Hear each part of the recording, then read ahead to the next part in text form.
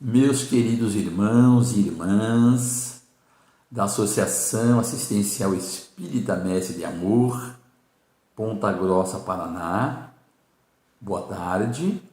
Hoje, no dia 9/2 de 2022, às 4 horas, nós estamos muito felizes pelo convite do nosso querido Maurício, do nosso querido Sérgio Eclin.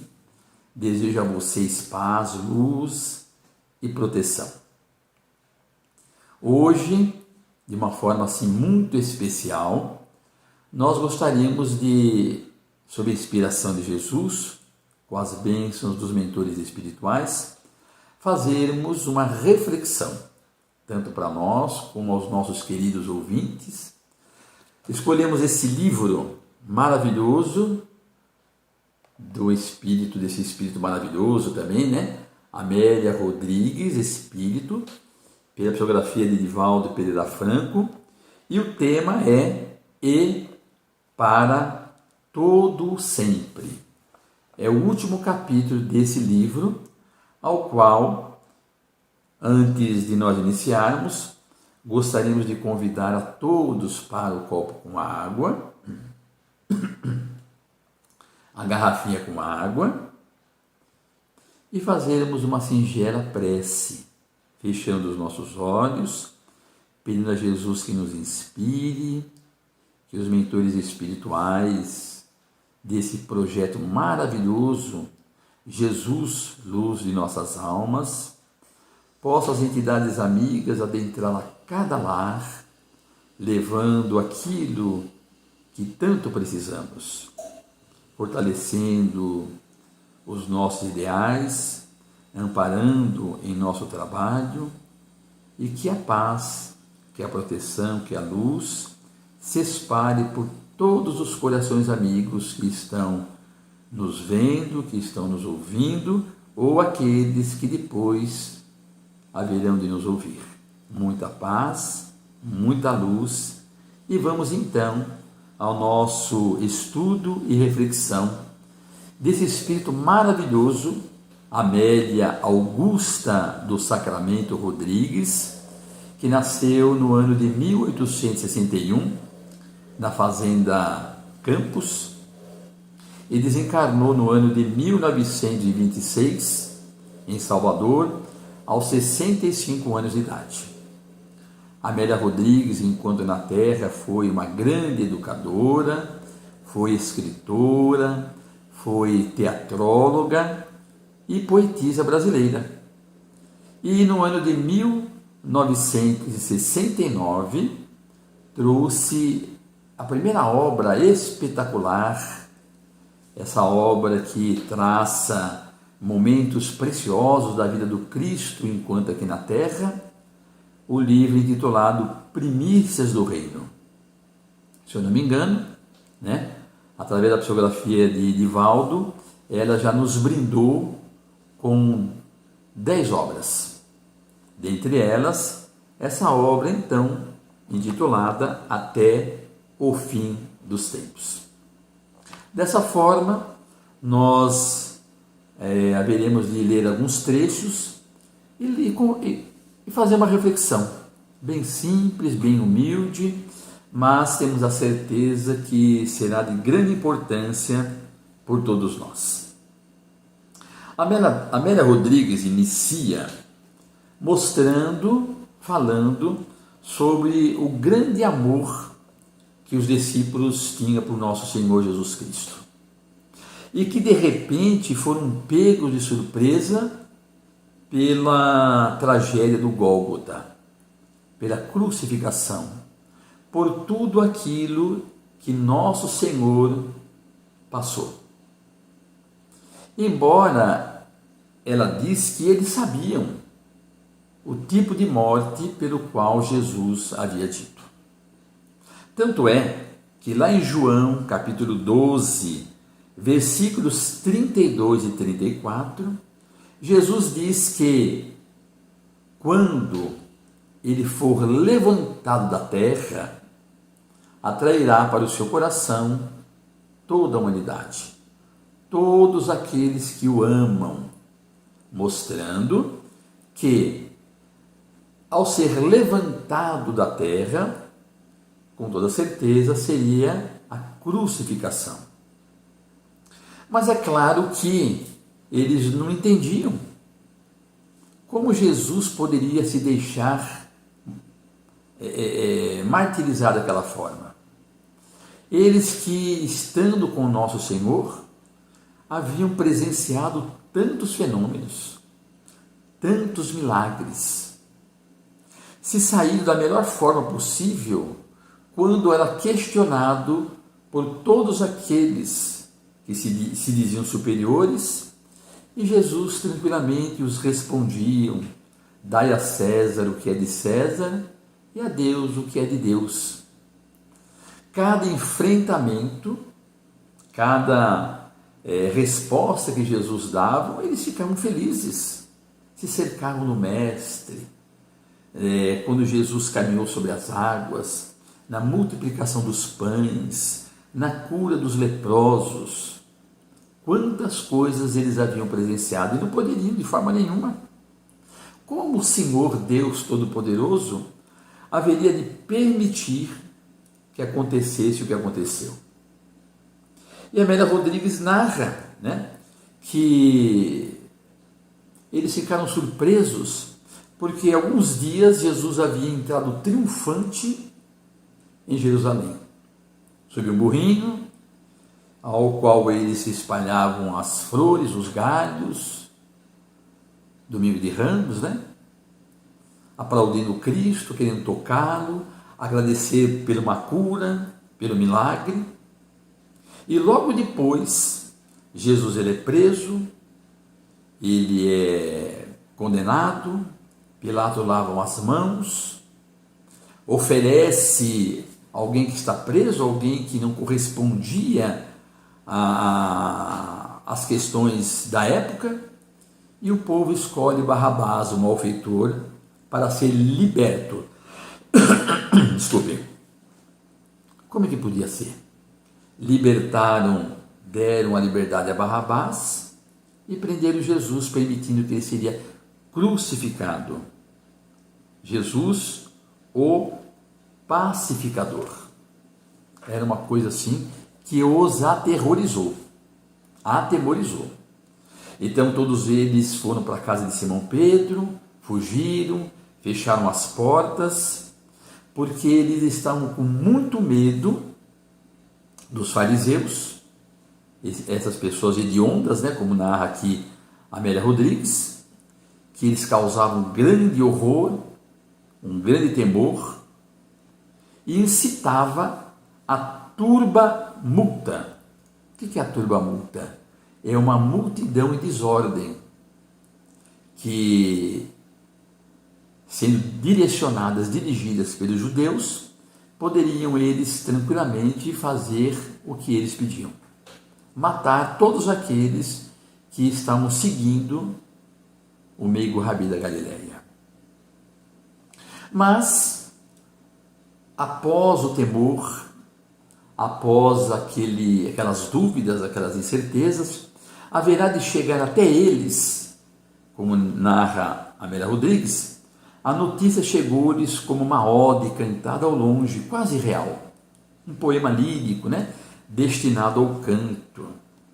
E Maria Madalena diz assim: eu vi, declarou esfogueado e ofegante. Maria de Madalena, ao retornar do sepulcro cedido por José de Arimateia, para onde fora preparar o corpo de Jesus. Então, ela entra no túmulo, não vê o corpo sobre o túmulo, e um anjo lhe diz: Maria, Jesus a quem procurais ressuscitou dos mortos, ele não está aqui. Ela não entendeu, saiu atemorizada. Lá fora ela encontra o meigo Rabi da Galileia. É uma explosão de alegria. Veja, gente, Jesus ressuscitado. E Maria lembra que estava junto da mãe de outras mulheres que acompanharam até o momento final, quando tiraram o corpo da cruz. Como poderia ser isso? Jesus ali na frente dela, não havia dúvida alguma. E ele diz assim: vai até os meus discípulos e lhes diga que eu haverei de conversar com eles. É uma grande alegria, uma grande felicidade. E ela vai, sem pensar que eles haveriam de duvidar. Mas ela vai. Chegando lá, ela conta o que aconteceu e ele simplesmente diz assim, né? Essa notícia não se enquadrava no roteiro do desastre acontecido há poucos. Não seria possível. Eu acho que aconteceu alguma coisa com Maria. Você deve estar iludida. Você não deve ter visto ele. Mas a questão pior é assim.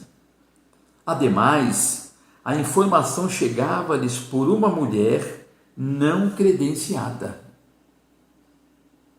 Por quê? Porque os 11, né,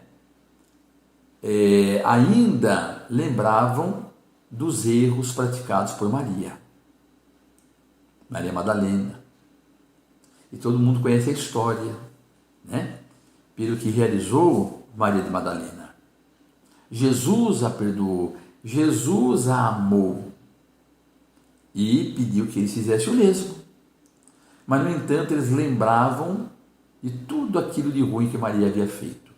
E isso é interessante para que nós também possamos aprender com a mensagem do Cristo, de não sairmos julgando aqueles que muitas vezes chegam à casa espírita com um passado comprometido. Porque todos nós que chegamos à casa espírita temos os nossos erros passados, se não desta vida, da vida anterior. Então existem mensagens de que pessoas, por exemplo, assistiam a preleção de alguém que estava lá no púlpito, ou alguém que estava aplicando passe, ou alguém que estava trabalhando na casa espírita, e os frequentadores indo lá sabendo do seu passado. Fala, nossa, ele fez tantas coisas e agora está aplicando passe? Ou está expondo alguma passagem do Evangelho? Ou dando atendimento aqui e ali? Veja que nós temos, né, que extirpar dos nossos corações o passado do outro e aceitá-lo com todo amor e carinho. Então os discípulos não aceitavam. Não aceitavam por ela ser mulher e por ter o passado comprometido. E diziam, ele poderia ter aparecido a Pedro, poderia ter aparecido a João, a sua própria mãe, mas a você? Não, eu não acredito. Nós não acreditamos.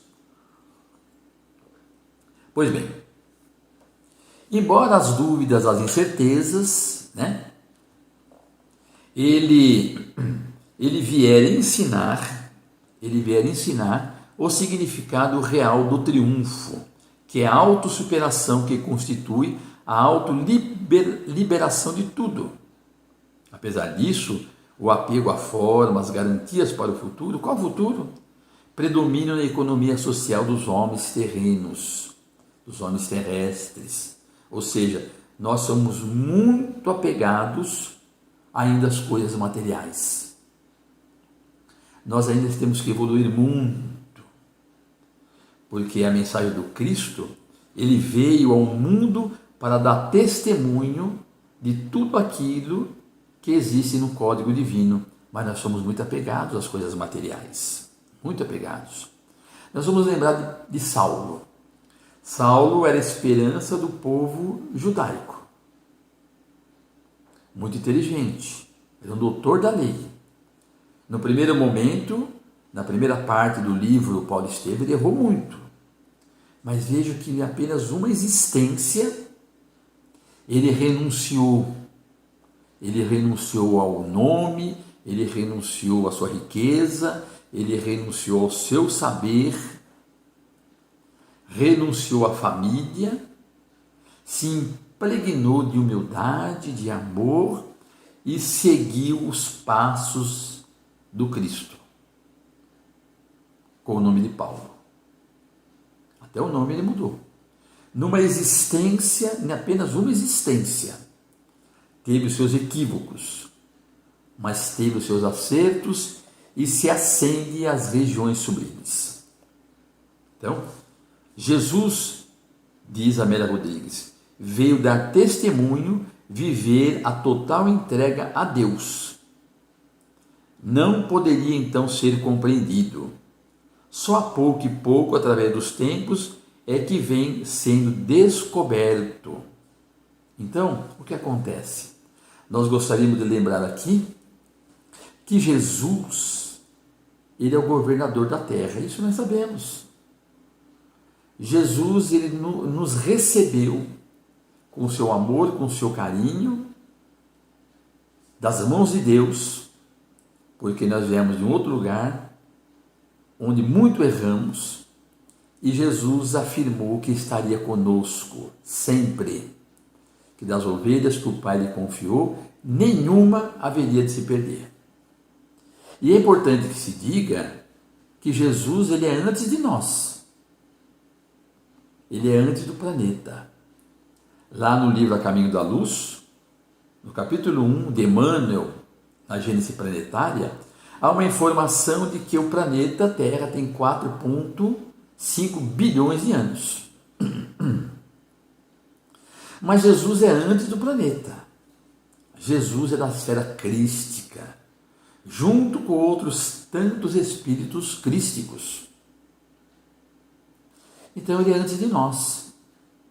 Nós vamos lembrar aqui em João, capítulo 8, versículo 58, quando Jesus conversa com os judeus. E os judeus não aceitam.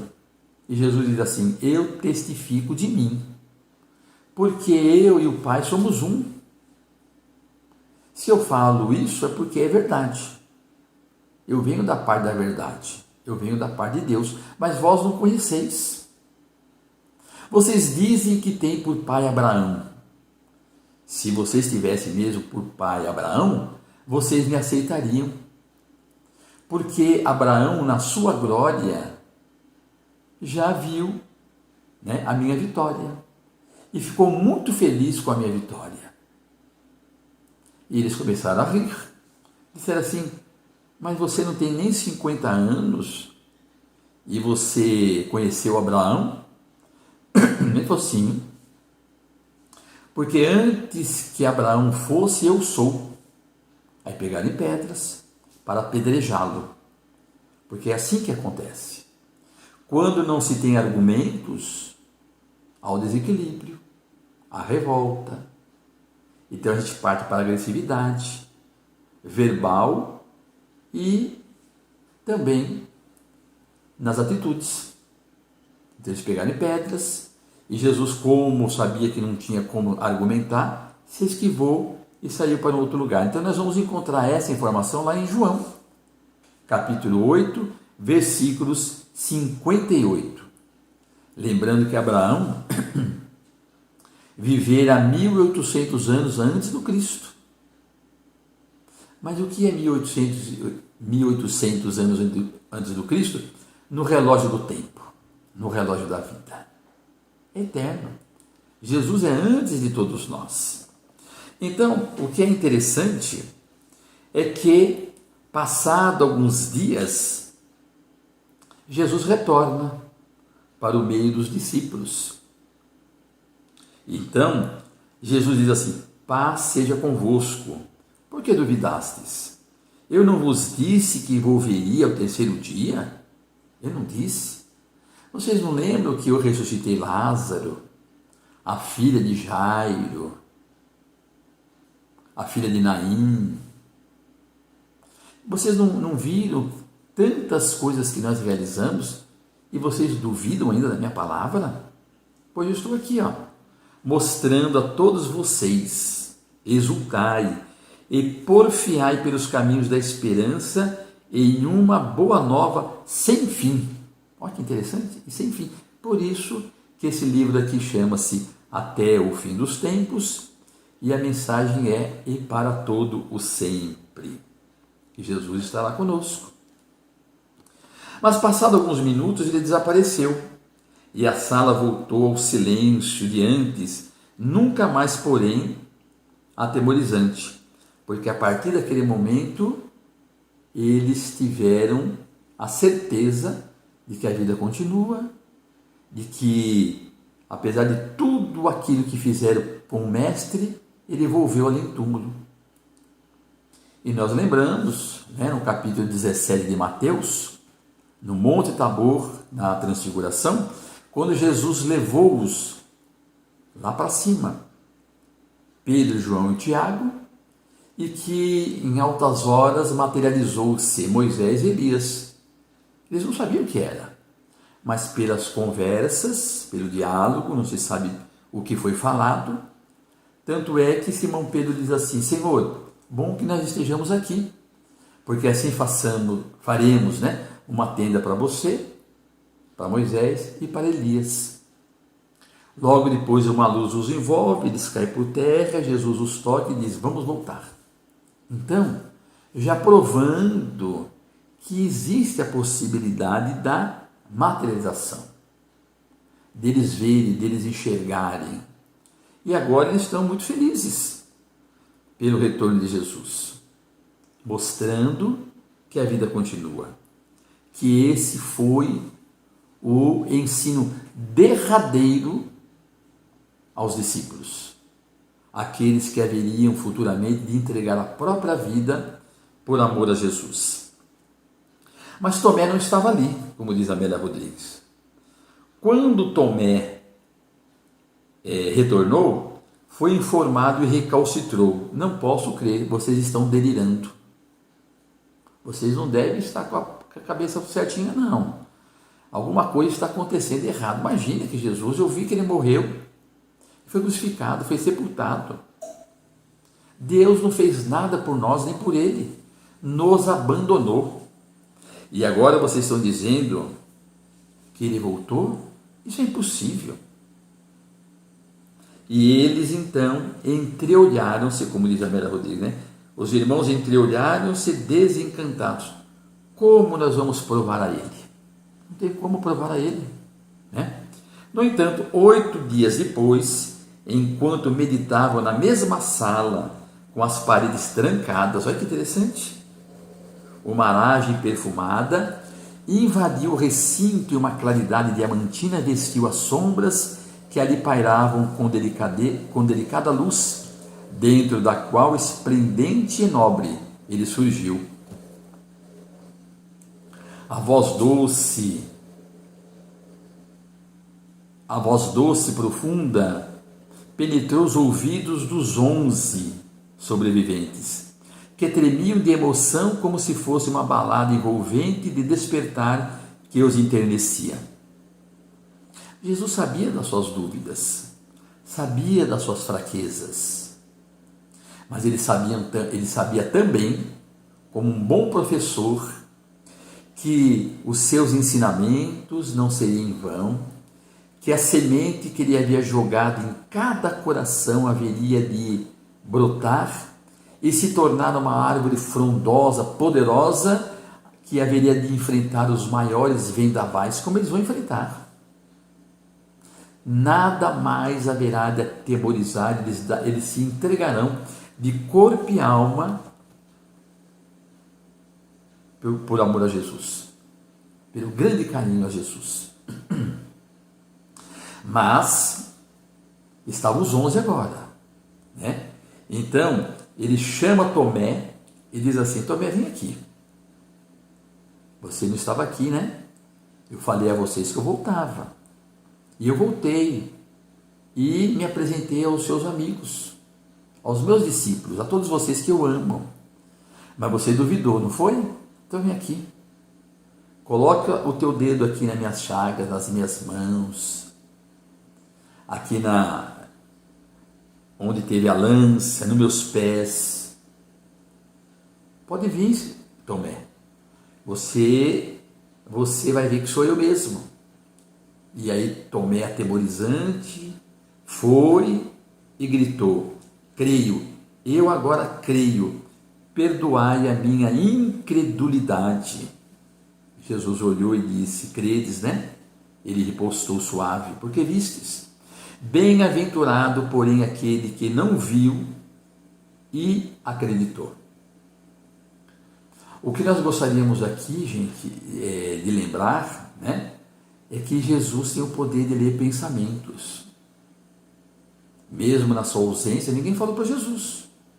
Olha, Tomé duvidou. Jesus sabia.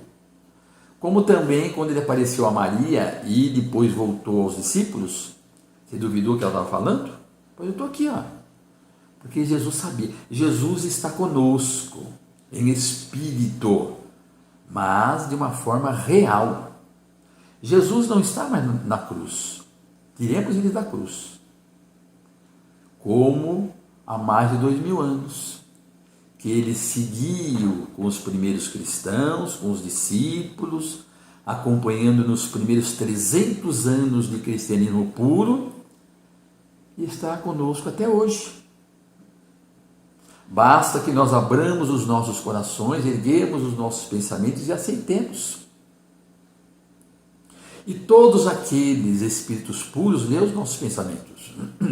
Eu gostaria de lembrar aqui, né, já que nós estamos falando dessa grandiosa obra e do nosso Divaldo, eu gostaria de lembrar assim, uma passagem que Divaldo conta, né, que os irmãos poderão também lá no YouTube, eu ouvi uma palestra do Divaldo, né, que ele conta que no ano de 1948, lá em Pedro Leopoldo, 1948, e Chico Xavier estava com 38 anos. E Divaldo, como nasceu no ano de 1927, dia 5 de maio, né? Divaldo na época tinha 21 anos. E estava lá numa reunião, quando o Chico vai para casa, e o Chico chega perto de uma roseira de flores e começa a conversar. E Divaldo diz assim, eu não falei, mas eu pensei assim, Chico deve estar com um problema de desvario mental. Problema mental. Mas não falou nada. Pois bem, 28 anos depois, no ano de 1976, quando o Divaldo já havia se tornado, né, um grande palestrante, mundialmente conhecido, e vez que outro ele ia a Uberaba, porque em 1976, Chico já estava em Uberaba. E lá ele vai fazer uma preleção. E depois da preleção ele vai conversar com o Chico. E Divaldo fala assim, Chico, você nem imagina sobre as experiências que os americanos estão realizando com as plantas. Sabe, Chico, as plantas possuem sensibilidades. Elas são portadoras de energias. Elas nos ouvem. Daí ser importante conversar com as flores, quando nós conversamos com ela de forma carinhosa, meu amorzinho, eu lhe amo, eu passo a mão nelas, coloca água, elas ficam muito felizes e elas recebem aquela energia e se fortalecem. Aí Divaldo diz assim, o Chico diz assim a Divaldo, Divaldo, você lembra que lá na minha casa, 28 anos atrás, eu estava conversando com uma roseira, né? E você achou que eu estava com um problema mental? É interessante isso. Porque Chico não chamou a atenção dele, não falou nada para ele. Esperou o tempo passar, né? O tempo passou, e aí ele diz agora para o Chico, para o Divaldo, Divaldo, então, tá vendo? Então, André Luiz também relata, né? Que quando nós desencarnarmos, nós temos que ficar muito atento com os nossos pensamentos no mundo espiritual. Por isso que já é bom aqui na Terra nós irmos policiando, porque no mundo espiritual nós seremos chamados a atenção constantemente. Mude o seu modo de pensar, mude o seu modo de ver as coisas. Nós estamos aqui num outro mundo em que se faz necessário a boa conduta, iniciando pelos pensamentos. Então, Jesus então diz a eles, né? Diz a ele, credes, bem-aventurado, porém, aquele que não viu e acreditou. como outros tantos que se tornaram seguidores de Jesus, do Cristo, sem terem visto ele. Como hoje muitos cristãos, né? em particular os espíritas, que procuramos seguir à risca os seus ensinamentos. E dessa forma Jesus, né, na sua voz emoldurada de luz cambiante, dissertou: Ide e amai, espalhando o Evangelho por toda parte e para todos os povos, como os nossos irmãos lá de Ponta Grossa, né? Outros tantos que através desse meio de comunicação, do YouTube, do Facebook, dando oportunidade às reflexões do Evangelho do Cristo, a poder falar, a divulgar a boa nova, a mensagem do Cristo. Lembrando sempre que o primeiro ensinamento é amai-vos uns aos outros. E o segundo é instruí-vos, como consta nessa maravilhosa obra, que é o Evangelho segundo o Espiritismo, no capítulo 6, o Cristo Consolador, item 5, quinto parágrafo. Espíritas, amai-vos, eis o primeiro ensinamento. Instruí-vos, eis o segundo. Lembrando, né, que o que Jesus mais pede a todos nós é a boa conduta. Ele diz assim: nunca temais. Tendes os recursos para a transformação do mundo, iniciando-a em vossa modificação, na sua reforma íntima, procurando fazer com que o reino de Deus desabroche em teu coração, na sua intimidade, que muitas das vezes, como nos diz as entidades amigas, o único evangelho que as pessoas haverão de ler serão a nossa conduta, a nossa transformação em palavras e em atitudes. Amai em qualquer circunstância, esse é o dever. É o amor começado pelo Cristo, né? Senhor, perdoai-lhes porque não sabem o que fazem. E os discípulos todos amaram da mesma forma que Jesus nos pedia. Paulo também, São Francisco de Assis, Divaldo Franco, Chico Xavier, Amélia Rodrigues, Bezerra de Menezes, Eurípides de Barçanufo, Caio Barechútio, Jesus Gonçalves, Jerônimo Mendonça, outros tantos inúmeros. Madre Teresa de Calcutá, Albert Schweitzer, Mohandas Karamanchi Gandhi, quantos?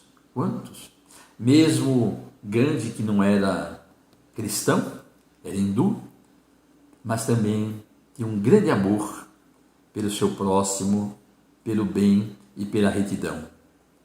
E Jesus diz assim: eu seguirei convosco e vos aguardarei por todo sempre. Então Jesus está sempre presente. Depois de ter dito isso, diluiu-se em suavidade tal que permaneceriam indelevelmente as lembranças daquele momento inigualável. Dessa forma, nós gostaríamos de encerrar lembrando uma passagem dessa monumental obra há 2000 anos, quando numa certa madrugada, Públio Lentulus vai procurar Jesus por conta da sua filha leprosa Flávia, o orgulhoso senador.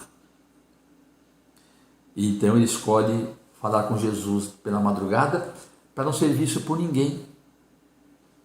E dentre tantas coisas que Jesus conversou, que eles conversaram, tem um momento que Jesus diz assim para ele: senador, você pode me seguir hoje, realizando os meus preceitos, ou daqui a milênios. A escolha é tua. E dessa forma, depois de nós lermos essa monumental obra, fazermos de uma forma muito singela as reflexões sobre esse tema e para todo sempre, nós gostaríamos de lembrar essa frase para todos nós: e a mim particularmente. Lembrando a palavra do Cristo. Meus filhos, vocês poderão me seguir hoje. Arrisca que eu estarei convosco, ou daqui a milênios. Porque já fazem milênios que nós ouvimos o convite do Cristo e ainda não conseguimos realizar a contento tudo aquilo que Ele tem nos pedido. Dessa forma, agradeço o carinho, a atenção, a consideração de todos vocês. E gostaria de encerrar pedindo a Jesus que a todos abençoe, que possa nos fortalecer para que definitivamente, compreendendo o teu Evangelho do Cristo, possamos colocar em prática os seus ensinos. Fique com Deus, uma boa tarde, uma feliz semana e até numa nova oportunidade, se Deus assim o permitir.